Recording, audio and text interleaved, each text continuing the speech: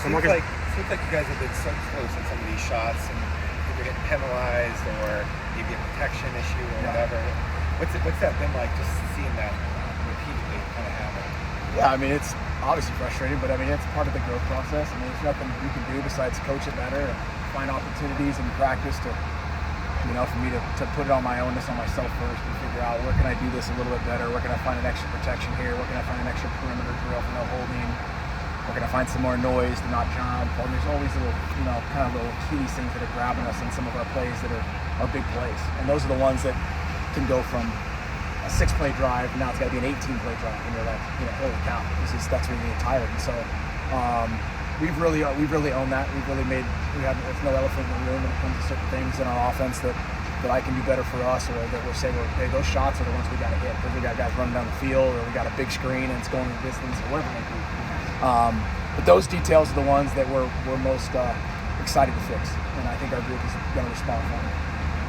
What did you make of Eusebio's impact on Saturday, and how easy it is to have him kind of stepping into a bigger role when you got Boston doing? Yeah, Derek did an awesome job. I mean, he's done an awesome job, obviously going back to last season for some of the things he did. A really good a guy who really accepts his role and really is a team guy. I can't say enough good things about Derek. It's the reason he's on the team. It's the reason he's on scholarship. It's the reason he's able to make those plays. He's consistent. There's certain roles that certain guys have. He accepts his. He dominates his role, and he got an opportunity. He was in the plan a little bit last week right there at the end, and I decided to use it and pull it out, and it paid off, and he did an awesome job. And so it was awesome to count on him, and Sam counted on him, and it was really good to see. So he's awesome. I feel the passing game in the second half was probably the best it performed, I know, from the beginning of the season. Yeah, it was a good transition from being able to get ourselves back, our cleats back to the ground, running the ball, and maybe able to transition to some passing game stuff, whether it was going to be a play action game, whether it was going to be some screen game, or just some drop back game, control passing. And that piece comes the slowest of all offenses and all young players and all systems, is the drop back pass game. And you got to be able to push forward and push through and not beat yourself up too bad about it, and to continue to find little ways to get in rhythm and get the quarterback confident and work some things and work the protections and get guys rolling. So that was good to see, especially in that last 2-minute drive, to be able to finish it. And what a clean way to finish a game in regards to a game that we needed on the road that was really hard and a really good team. And so there's a lot that's going to come from that 2-minute drive to win that game. Coach Dillingham talked at length about not at length, but about how much of a game changer Bud Clark is, about how good he is at disguising different coverages and whatnot. How much of a challenge is it to prepare for a true X factor like that? Yeah, no, they do a great job. I mean, I've worked with Andy for 3 years now at the last place, and some championship teams and Rose Bowl teams we're on, and they do a great job. He's got one of the guys who worked with us also working at secondary, and so they communicate really well. They'll do a fantastic job. Their disguises and their movements, them creating their matchups and angles.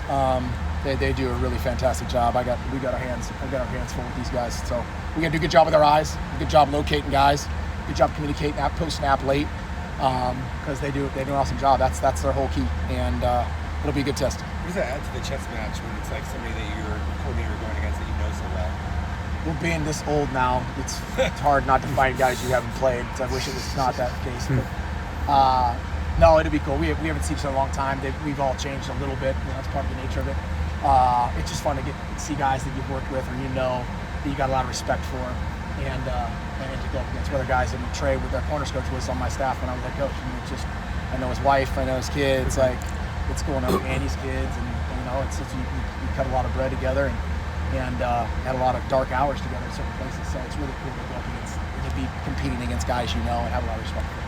Yesterday, Levitt talked about how he doesn't want to moving forward scramble as much as he did against Baylor. How much do you try and balance having that extra dimension of the offense with the scrambling, but also keeping him healthy and making sure he's getting confidence?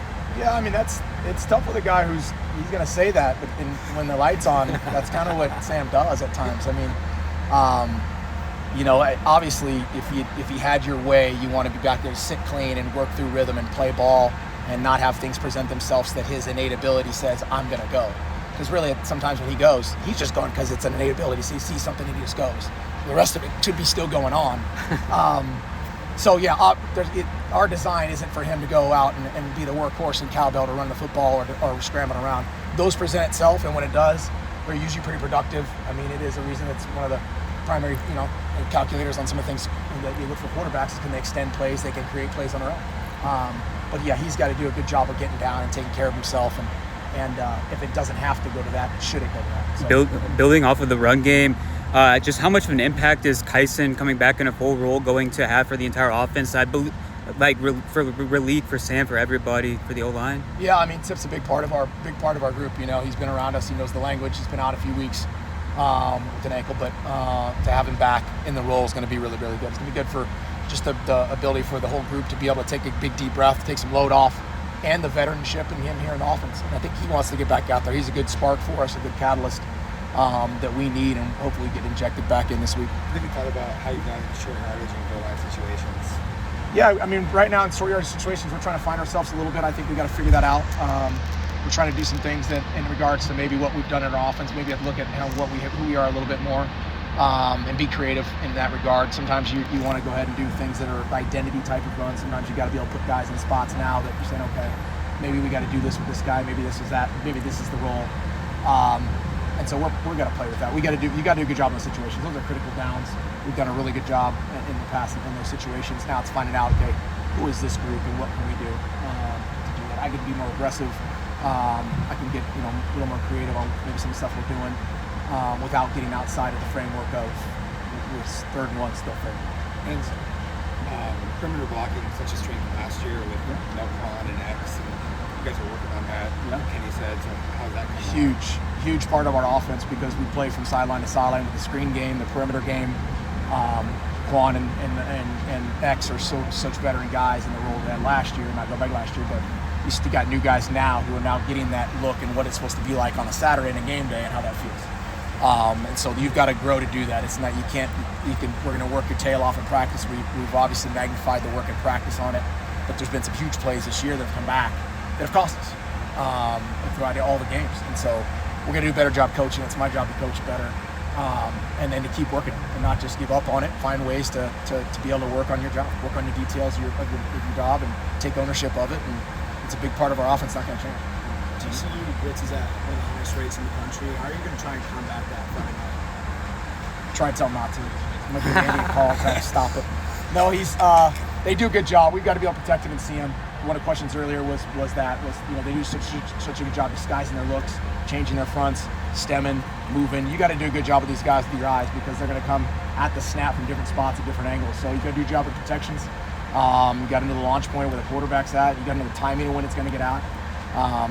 We just got to we're going to have a real big task up front to be able to move on some of these angles, which is a good one.